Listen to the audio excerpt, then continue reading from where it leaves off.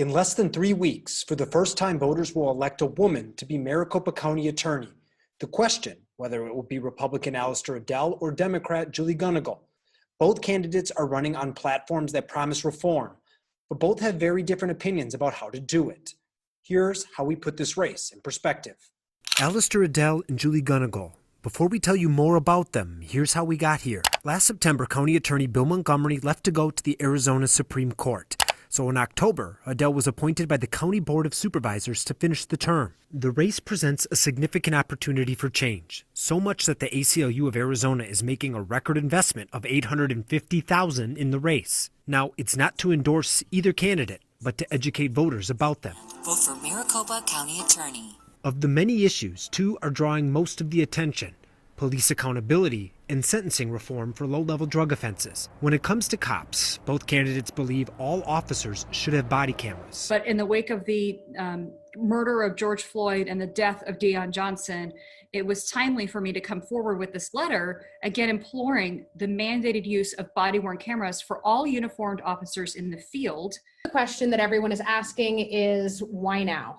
She was appointed in October and she was silent on this issue. Body cameras are just good policy. Studies and statistics show Phoenix police shoot and kill citizens at a higher rate than almost any other police department in the country. Gunnigal believes police shootings and misconduct cases should be assigned to an independent unit separate from other prosecutors. As for Adele, she's continued to use an internal critical incident review team, but she's added community members. And I made sure that we put 4 on this particular committee: minorities, defense investigators, law school professors, but we're not releasing their identity for their security and confidentiality purposes. That these decisions continue to be made behind closed doors and subject to non-disclosure agreements continues to erode public trust. As a main focus of Gunnigal's campaign, she's promising to stop prioritizing the prosecution of low-level drug offenses and instead increase diversion programs.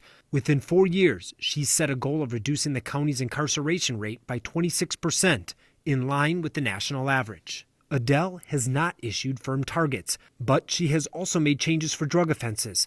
She eliminated fees in the diversion program, gave prosecutors more discretion to make plea deals, and publicly posted MCAO's plea deal policies to show a, quote, treatment-first approach. Both candidates spoke about these issues during a recent debate with our news partner, KTAR Radio.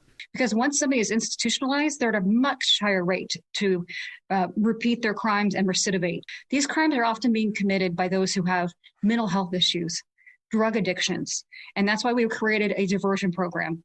Arizona is the 5th largest incarcerator in the country, and that makes us the 8th largest incarcerator in the world. We spend $28,000 a year-ish for every person who is behind bars, and that's a legacy that we just can't continue. We've got links to more stories and interviews with Gunnigal and Adele. It's all at abc15.com/investigators.